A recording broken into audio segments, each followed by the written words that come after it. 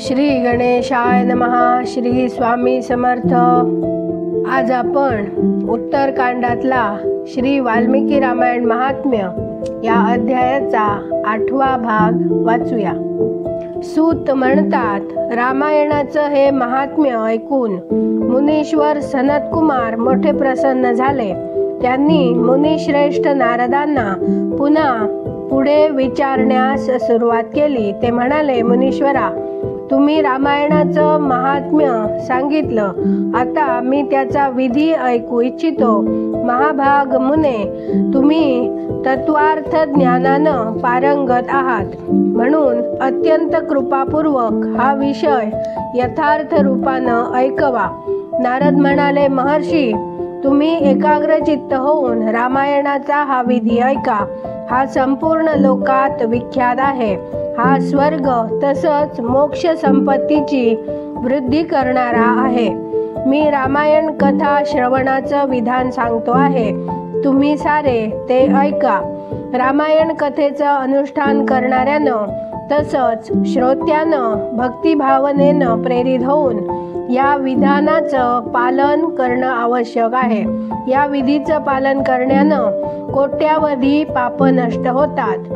चैत्र, माघ तसंच कार्तिक मासाच्या शुक्ल पक्षात पंचमी तिथीला या कथेचा आरंभ करावा. प्रथम स्वस्ती वाचन करून मग संकल्प करावा की आम्ही 9 दिवसपर्यंत रामायणाची अमृतमयी कथा ऐकू. मग भगवानांची प्रार्थना करावी की श्रीरामा, आजपासून प्रतिदिनी मी तुमची अमृतमयी कथा ऐकेन. हे आपल्या कृपाप्रसादानं परिपूर्ण होऊ दे. प्रत्यही अपामार्गाच्या आघाड्याच्या फांदीने दंतशुद्धी करून रामभक्तीसाठी सिद्ध होऊन विधिपूर्वक स्नान करावं. आपल्या इंद्रियांना ताब्यात ठेवून बंधू बांधवांसह स्वतः कथा ऐकावी.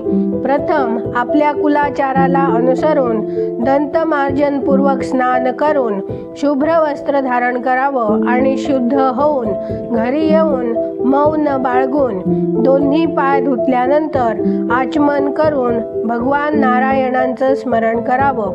मग प्रतिदिनी देवपूजन करून संकल्पपूर्वक भक्तिभावानं रामायण ग्रंथाची पूजा करावी. व्रती पुरुषांनी आवाहन, आसन, गंध, पुष्प आदीद्वारा ओम नमो नारायणाय या मंत्राने भक्तिपारायण होऊन पूजन करावे. संपूर्ण पापाच्या निवृत्तीसाठी आपल्या शक्तीनुसार 1, 2 व 3 वेळा प्रयत्नपूर्वक होम करावा. अशा प्रकारे जो मन आणि इंद्रियांना काबूत ठेवून रामायण विधीचे अनुष्ठान करतो, तो भगवान विष्णूंच्या भवनात जातो आणि तेथून परतून तो पुन्हा या जगात येत नाही. जो रामायणासंबंधी व्रत धारण करणारा तसेच धर्मात्मा आहे, त्या श्रेष्ठ पुरुषाने चांडाळ किंवा पतित मनुष्याचा सत्कार करू नये. जो नास्तिक, धर्म मर्यादा तोडणारा, परनिंदा करणारा आणि चुगल्या करणारा आहे, त्याचा रामायण व्रतधारी पुरुषाने वाणीने देखील आदर करू नये. जो पती जिवंत असतानाच परपुरुषाच्या समागमाने मातेकडून उत्पन्न केला जातो, त्या जारज पुत्राला कुंड म्हणतात. अशा कुंडाकडे जो भोजन करतो, जो गीत गाऊन उपजीविका चालवितो, जो देवाला वाहिलेल्या वस्तूचा उपभोग घेणाऱ्या माणसाचे अन्न खातो, जो बद्ध आहे, लोकांची खोटी प्रशंसा करणाऱ्या कविता जो लिहितो, जो देवांना तसेच ब्राह्मणांना विरोध करतो, जो परान्नाचा लोभी आहे आणि परस्त्रीची आसक्ती बाळगतो, अशा मनुष्याचा देखील रामायण व्रतधारी पुरुषाने वाणी मात्रानं देखील आदर करू नये. अशा प्रकारे दोषांपासून दूर तसेच शुद्ध होऊन जितेंद्रिय तसेच सगळ्यांच्या हितात तत्पर राहून जो रामायणाचा आश्रय घेतो त्याला परमसिद्धी प्राप्त होते. गंगेसारखे तीर्थ, मातेसारखा गुरु, भगवान विष्णूंसारखा देव तसेच रामायणासारखी इतर उत्तम वस्तू दुसरी नाही. वेदासारखे शास्त्र, शांतीसारखे सुख, शांतीहून वरचढ ज्योती तसेच रामायणाहून उत्कृष्ट असे दुसरे काव्य नाही. क्षमेसारखे बल, कीर्तीसारखे धन, ज्ञानासारखा लाभ तसेच रामायणाहून वरचढ असा दुसरा ग्रंथ नाही. रामायण कथेच्या शेवटी वेदज्ञ वाचकांना दक्षिणेसह गायीचे दान करावे. त्यांना रामायणाचे पुस्तक तसेच वस्त्रे आणि आभूषणे इत्यादी द्यावीत. जो वाचकाला रामायणाचे पुस्तक देतो तो भगवान विष्णूंच्या धामी जातो. तेथे गेल्यावर त्याला कधी शोक करावा लागत नाही. धर्मात्म्यांमध्ये श्रेष्ठ असलेल्या सनत कुमारा, रामायणाची नवाह कथा ऐकल्याने यजमानाला जे फल प्राप्त होते ते ऐका. पंचमी तिथीला रामायणाची अमृतमय कथा प्रारंभ करून तिच्या श्रवण मात्राने मनुष्य सर्व पापांमधून मुक्त होतो. जर 2 वेळा ही कथा ऐकली तर श्रोत्याला पुंडरीक यज्ञाचे फळ मिळते. जो जितेंद्रिय पुरुष व्रतधारणापूर्वक रामायण कथा ऐकतो त्याला 2 अश्वमेध यज्ञांचे फळ मिळते. मुनिवरांनो, ज्याने 4 वेळा या कथेचे श्रवण केले आहे त्याला 8 अग्निष्टोमांच्या परम पुण्य फलाची प्राप्ती होते.